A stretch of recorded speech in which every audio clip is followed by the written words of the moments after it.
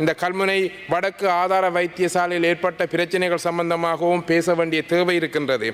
மிக முக்கியமாக இன்றைய காலகட்டத்திலே இனங்களுக்கிடையான சமத்துவமும் உரிமை பேணப்படுதலும் அவர்களுடைய மதங்களை கொண்டு வருகின்ற விடயங்களும் மிக முக்கியமானவை, உணர்வுபூர்வமானவை. அந்த விடயத்திலே இன்று மிக அவசரமாக சுகாதார அமைச்சினால் எடுக்கப்பட்ட நடவடிக்கையை நாம் வரவேற்கின்றோம்.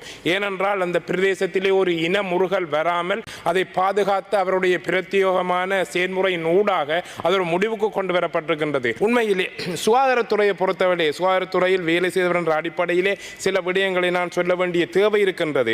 சுகாதாரத்துறையானது நோயாளிகளுக்கு ஒரு சமச்சீரான ஒரு எதிர்பார்ப்புடன் வருகின்றவர்களுக்கு நம்பிக்கையாக சேவை வழங்க வேண்டிய இடம் இருக்கின்றது.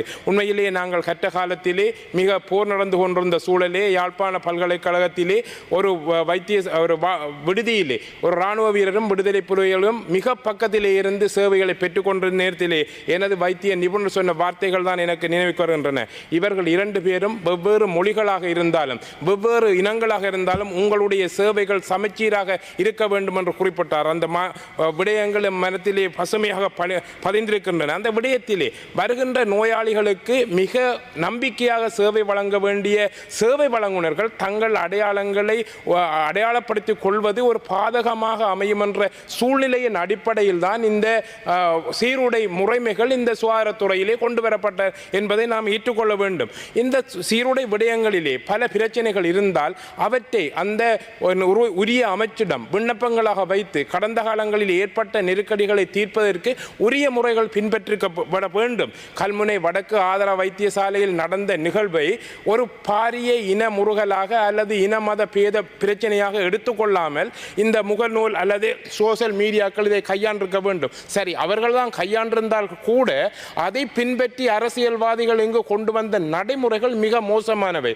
அதை அந்த இடத்திலே கதைத்து பேசி ஒரு விடயத்திலே உரிய நடைமுறையை பின்பற்றாமல் அதை ஒரு பெரிதுபடுத்தி மிக மோசமான முறையில் வைத்தியசாலை நிர்வாகத்தை இதில் குற்றஞ்சாட்டுவது என்பது ஏற்றுக்கொள்ள முடியாத விடயம். உண்மையிலே வைத்தியசாலை பணிப்பாளர் அல்லது வைத்தியசாலை நிர்வாகத்தினர் எந்த அடிப்படையில் செயற்படுகின்றார்கள்? அவர்களுக்கு வழங்கப்பட்ட தாவன விதிக்கோவையிலும் சுற்றி நிபுணர்களின் அடிப்படையிலுமே அவர்கள் செயற்பாடுகளை முன்னெடுக்க வேண்டியிருக்கின்றது. அரசியல் அமைப்பிலே அடிப்படையான உரிமைகள் இருக்கின்றது. இலங்கையிலே அரசியலிலே போட்டியிடுவதற்கு அரசியல் செய்வதற்கு எல்லா மக்களுக்கும் உரிமை இருந்தாலும் உயர்நிலை பதவி வகிப்பவர்கள் அரசியலிலே ஈடுபட முடியாது என்று தாவன விதிக்கோவை சொல்கின்றது. அந்த அடிப்படையிலே அதை மீறுபவர்களுக்கு சட்ட நடவடிக்கை எடுக்கப்படுகின்றது. இதை நாம் கண்கூடாக கண்டிருக்கின்றோம். ஆகவே இந்த நடைமுறைகளை பின்பற்றி கல்முனை வைத்தியசாலை நிர்வாகம் எடுத்த முடிவுகளை அதை உரிய முறையிலே விண்ணப்பித்து அமைச்சர் மிக தெளிவாக சொன்னார், நீங்கள் அதை விண்ணப்பித்து சமகாலத்துக்கு ஏற்ற மாதிரி இந்த சீருடைகளில் மாற்றம் கொண்டு வர வேண்டிய தேவை ஏற்படும் பொழுது அதை தேசிய ரீதியிலே செய்வதற்குரிய ஏற்பாடுகளை நாம் செய்வோம். இன்றிருக்கின்ற நிலைமைகளை சமாளித்து நாம் இன முறுகலை இல்லாமல் செய்வதற்குரிய ஏற்பாடுகளை செய்ய வேண்டும் என்பதை நாம் எல்லோரும் ஒத்துக்கொண்டு உடன்பாட்டை வரவேற்க வேண்டிய தேவை இருக்கின்றது. ஆகவே இந்த விடயத்திலே மிக பொறுப்புடன் இந்த அரசியல்வாதிகள், குறிப்பாக சிறுபான்மையின அரசியல் கட்சிகள் மிக பொறுப்புடன் இனமுறுகல் இல்லாமல் நடந்திருக்க வேண்டும் என்பதுதான் எனது நிலைப்பாடு.